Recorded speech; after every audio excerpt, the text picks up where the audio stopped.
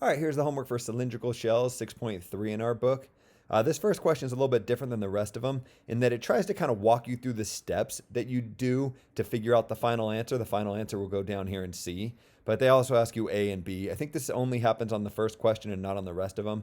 I don't know if you guys prefer these or not. I put this as the first one in case people have a hard time just getting started. Maybe the questions are a little bit easier and then you can kind of work your way down the problem and figure out the final answer.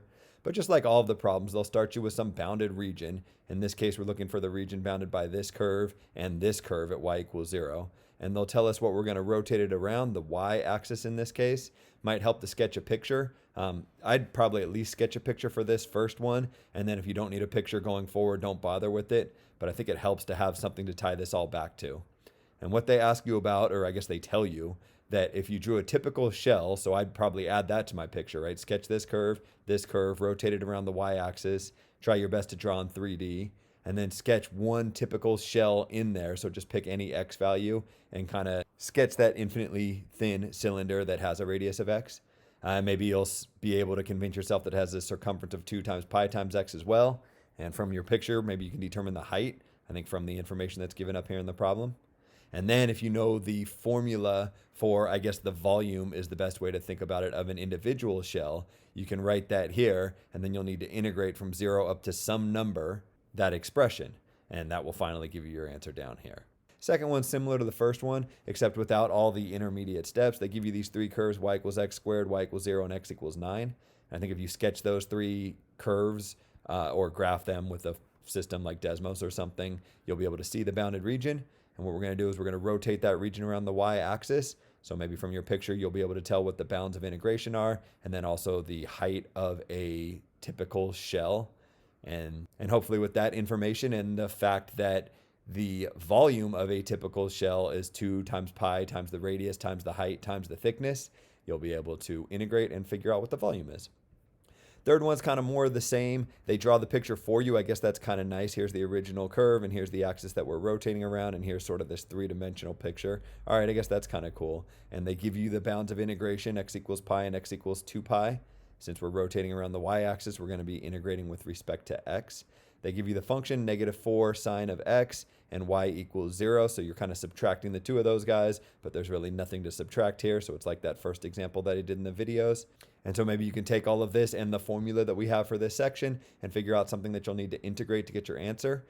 I think for this one, when you have to integrate, you'll be using integration by parts. So it's been a little while since we've done that. Maybe keep that method in mind.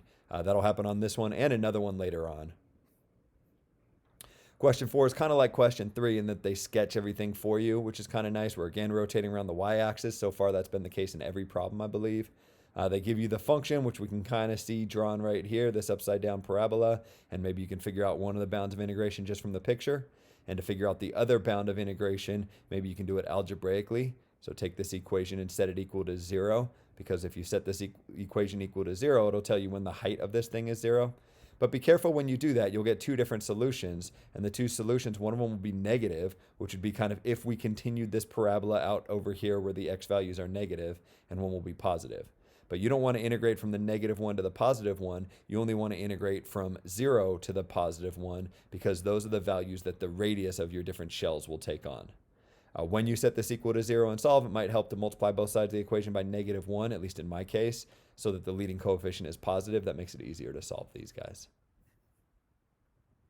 Question 5, kind of the same idea. You look at the problem, you set it all up. We're rotating around the y-axis. That's all great news. Our variable of integration will be x. However, if you look at the curve, you might get scared. You're like, whoa, what's going on here? This is going to be really hard to deal with. I don't know the antiderivative sign of 2x squared.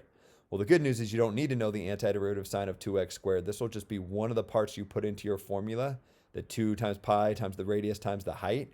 And I think what will end up happening is when you put all of that into your formula, you'll end up with something that's very well suited for U substitution. So again, one of our advanced methods of integration will pop up here when you have to integrate this thing.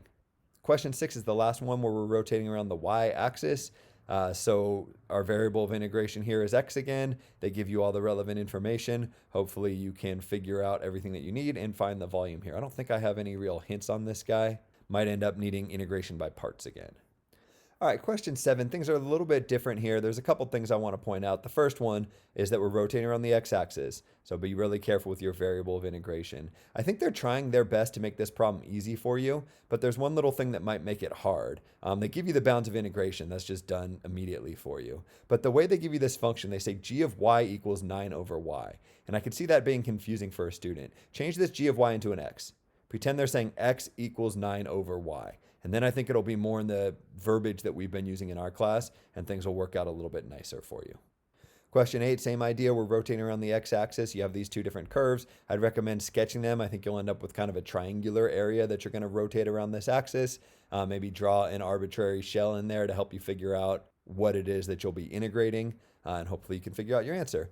And this assignment is getting kind of long, so I think what I'm going to do is I'm going to get rid of question 9. It's kind of a weird question to begin with. It's trickier than it should be, which is why I made it extra credit originally. But I feel like if you do 7 or so of these, you're probably getting the hang of it, and maybe I'm wasting your time. So I'm going to delete 9 when you see this. So I guess 8, this one here, will become the extra credit one for no reason in particular. I don't think it's any harder than any of the other ones.